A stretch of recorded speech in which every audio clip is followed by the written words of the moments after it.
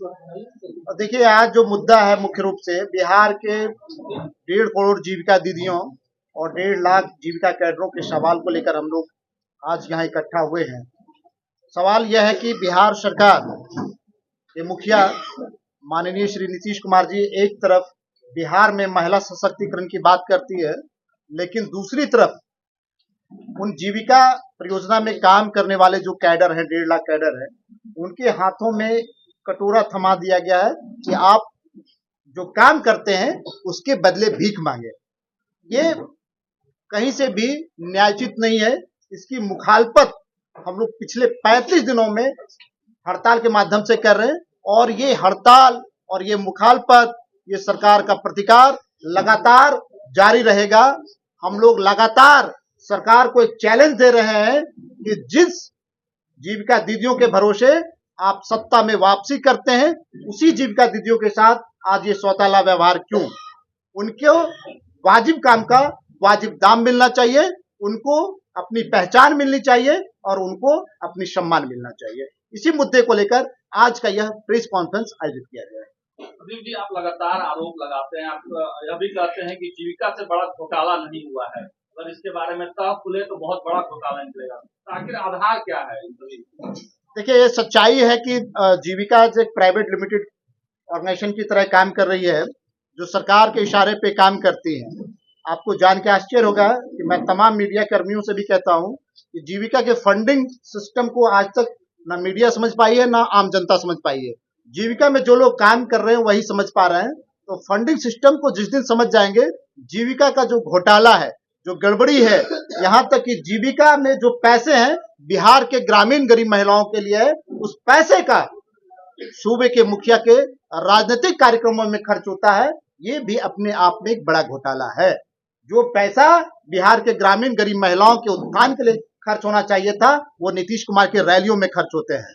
और इसका भी मैं शुरुआती दौर से, बहुत पहले से मैं इसका मुखालफत कर रहा हूँ, इसका प्रतिकार कर रहा हूँ। इस पर कई बार मैंने बड़ी बड़ी लड़ाइयां लड़ी है ताकि बिहार के ग्रामीण गरीब महिलाओं का उन्नति हो सके, उसके लिए जो फंड आता है उसका सुरक्षा हो सके। जो जीविका के एचआर थे आनंद शंकर, उनकी भी विदाई कर दी गई, वो भी लगातार बड़े आरोप लगा रहे जीविका पे। तो आखिर कौन सी शक्तियां हैं जो जीविका में जांच होने से जो है बचा रही, जांच नहीं कर रही? देखिए, मैं कई बार बता रहा हूँ कि सचमुच में जीविका को आज नीतीश कुमार का पॉकेट एनजीओ बना दिया गया है और ये दुर्भाग्य है कि जो पत्र लिखा जाता है सरकार तक पहुंचती है, लेकिन पुनः वापस जीविका प्रबंधन के पास ही जांच के लिए पहुंच जाती है। अब जहां से कोई घोटाला हुआ है वहीं पर वह जांच के लिए पहुंच जाए, ये कहीं से संभव है कि उस पर कोई न्यायपूर्ण फैसला हो पाए? ये कदापि नहीं है। इसलिए लगातार मुद्दे जो उठ रहे हैं उस पर अंततः वह मामला दफन हो जाता है उसी जीविका के राज्य कार्यालय में। आप क्या चाहते हैं, किससे जांच? देखिए, उसके लिए स्वतंत्र एजेंसियां हैं देश में। मैं चाहता हूं कि एक बार जीविका के मुद्दे को लेकर, जीविका में जो नियुक्तियां हुई है उसमें जो गड़बड़ियां हुई है, या जीविका में जो फंडिंग हुआ है, जो फंड आया है जीविका में, उसका किसी स्वतंत्र जांच एजेंसी से, उसके लिए निगरानी है, सीबीआई है, सीबीसी है, इस तरह के तमाम जो एजेंसियां, केंद्रीय एजेंसियां, उससे एक बार जीविका का जांच हो जाए तो मुझे लगता है कि जीविका इस बिहार में सृजन का दूसरा रूप जीविका हो जाएगा। देखिए मेरा उसके पहले मैं संक्षेप में बता देता हूं कि आज जिस मुद्दे को लेकर हम लोग थे कि जीविका के कैडरों और जीविका दीदियों के लिए जो बातें है, जिनके अधिकारों के लिए हम लोग लगातार लड़ाई लड़ रहे हैं, उस लड़ाई को समर्थन देने के लिए अब हमारे साथ AICCTU यानी एक्टू एक संगठन हमारे साथ है, हम उसके साथ हैं और मजबूती के साथ हम दोनों मिलकर इस सरकार से मुखालफत करेंगे और प्रतिरोध करेंगे ताकि बिहार के 1.5 लाख जीविका कैडरों और 1.5 करोड़ जीविका दीदियों का कल्याण हो सके और बिहार के गरीबों को एक नई दिशा दशा मिल सके और बिहार तरक्की और क्या कहते हैं विकासशील न्यायपूर्ण राज्य बने। यही हमारा एक सवाल यह है कि कुछ कार्यक्रमों में आपने चीफ गेस्ट के रूप में चिराग पासवान जी को भी आमंत्रित किया था, हालांकि वो उस कार्यक्रम में आए नहीं। अब सत्ता से सीधे आप विपक्ष की तरफ आ गए हैं, वजह क्या है? देखिए, इसके लिए मैं सीधे बात करता हूं। मैं कहता हूं कि जो हमारे सवालों को उठाएगा हम उसके साथ हैं। अगर किसी ने आश्वासन दिया है कि मैं आपके सवालों को उठाऊंगा और बाद में फिर वो मुकर जाए तो वो उनकी बात है।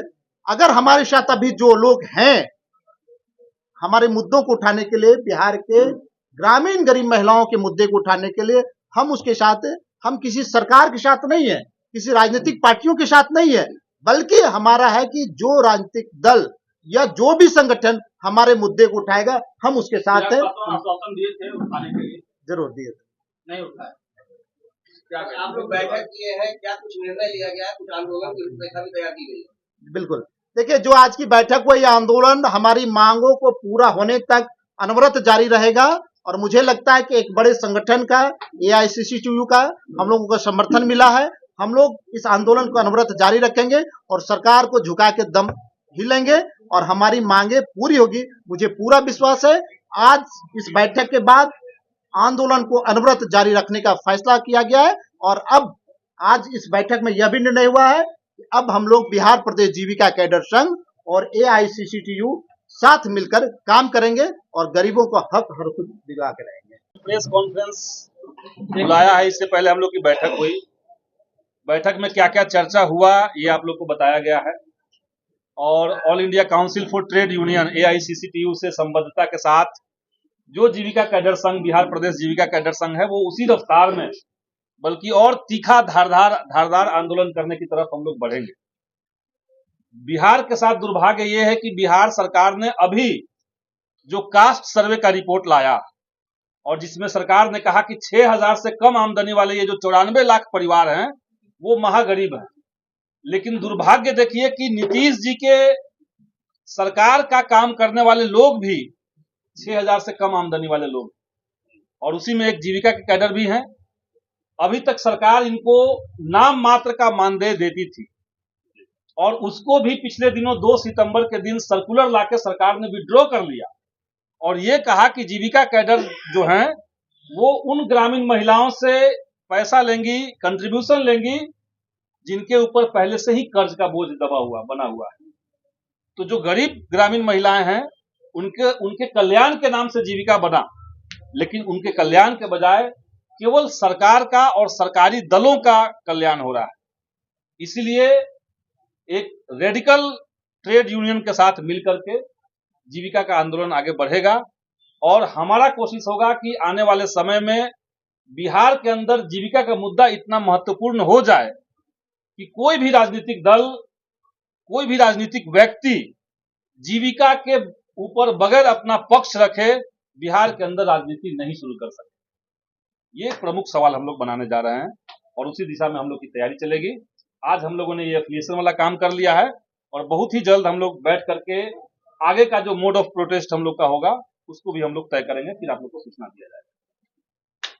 साल को और धारदार बनाया जाएगा और निश्चित तौर पर ये जो नीतीश कुमार जीविका के बल पे सत्ता में आए हैं, समूह की महिलाएं, जीविका की महिलाओं ने अपने पूरी ताकत से, और अभी तक ऐसा कोई सरकारी आयोजन नहीं होगा जिसमें जीविका कैडरों की मुख्य भूमिका नहीं रही होगी, मगर आज जब ये अपनी मांगों के लिए खड़ी हुई तो ये सरकार इनको बिल्कुल दरकिनार कर दी है। इनके ऊपर केस मुकदमे हो रहे हैं, डराया धमकाया जा रहा है। तो आंदोलन के बल पे सारे केस मुकदमे भी वापस होंगे और सरकार को बात मानना पड़ेगा और सरकार बात मानेगी, मगर 24 में इस सरकार को, ये 25 में इस सरकार को सबक भी सिखाने का काम जीविका कैडर के द्वारा किया जाएगा।